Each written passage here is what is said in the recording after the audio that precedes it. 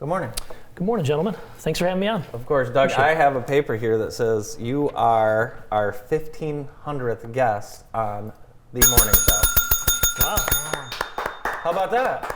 I'm very honored. I'm very Thanks for having me on. We're very honored to have you. I think I was the last guest for the afternoon show in like 2020 or 2021 too. So that's like 2 accolades. I mean, you're doing well. I'm feeling pretty good about myself. That's very Thanks, good. guys. Very Double good. winner. That's right. Was it rigged? Well, it's not. I didn't even know that until just moments ago. I was handed a paper Yeah. from the producers, and Fantastic. awesome. So you guys are busy. We've been out. You did some work at my house. I want to talk about the dryer vent cleaning that you guys do at Ductz. Yeah. It's the first time I'd ever had our dryer vent cleaned. Have you ever had your dryer vent cleaned? And I'm not talking about. We've done it here before. Oh, Yeah. you've done it here. Yep.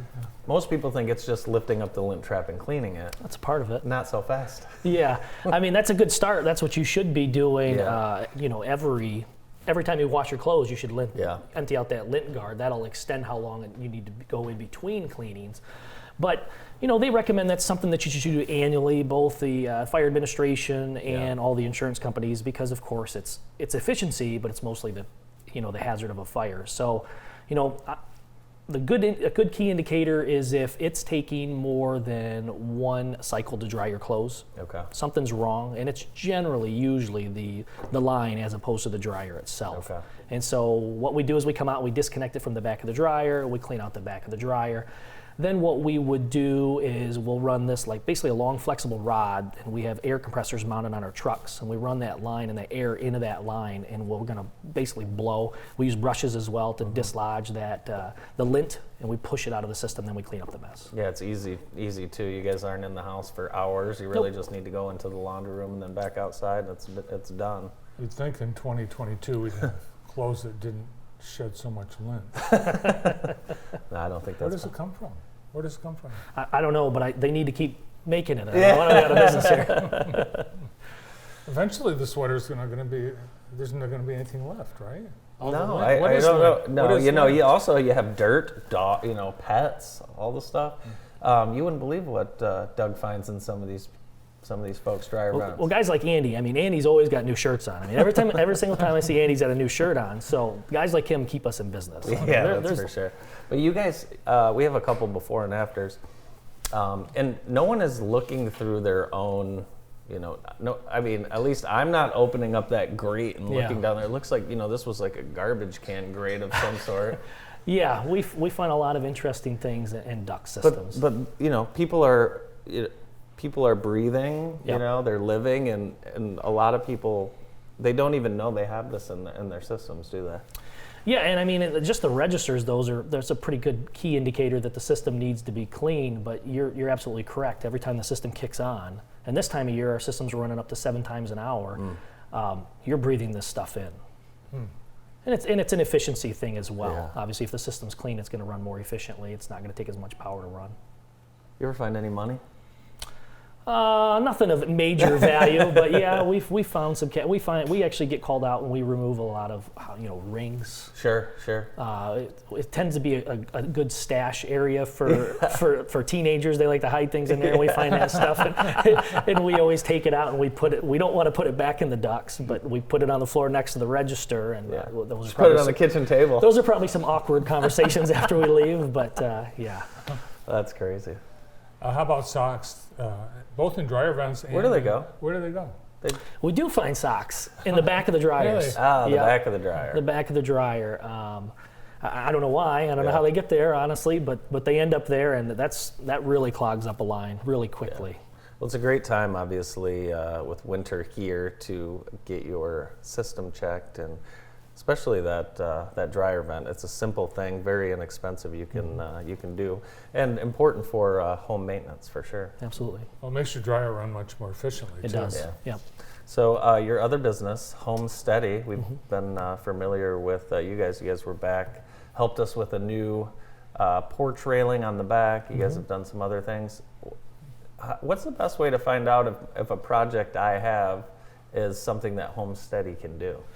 Well, you can either check the website or just give us a call. I mean, that's a nice thing about our home steady company is if you call, somebody's going to answer the phone. Yeah. And if we set up the appointment, we're going to show up. That's great. And so I know in that industry, it's hard to find people that are very handy, and they're usually really busy. Yeah. And so what we do, as opposed to, that guy who's going to come out and do the work isn't the guy that answers the phone. So Right. we have a secretary answer the phone. She's going to transfer it either over to our general manager, Justin, or a sales guy, or maybe you'll get me if it's a day where everybody's out of the office, and we'll kind of walk you through it, set up the appointment, and show up. Very good. Yeah, we had our my mother-in-law, your grandma's house, a lot of things, and I think this is really probably a common time where someone from Homesteady can come when you're maybe planning on selling your house. Yep.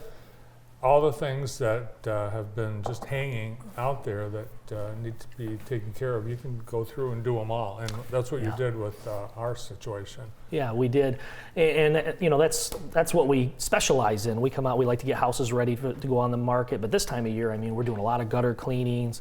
We're doing a lot of like what I call eyesore repair, because if you host for the holidays, you want your house to look immaculate for your friends and family, right? And so I don't know about you guys, I got this one eyesore in my house. Every single time we go down the stairs, we got these old sconces, light sconces, and I look at them like, I gotta have one of the guys come out and replace these things. I hate these, but everybody has one of those eyesores in the house, and it's something to think about before the holidays, before people show up. Give us a call. We'd be happy to come out and replace that light sconce for you, or whatever your eyesore happens to be. I'm one of those people who, when I'm invited to people's houses, I look for their eyesores. That's funny. Everyone does have an eyesore, though. I mean, I never used to, but I do now. I'm the weird guy that walks into a restaurant and I'm looking up at the registers, and people are like, "What are you looking at?" I'm like, "Oh, I'm looking to see if the ducks are dirty." Because if the ducks are dirty, it makes me wonder what else is dirty in the restaurant.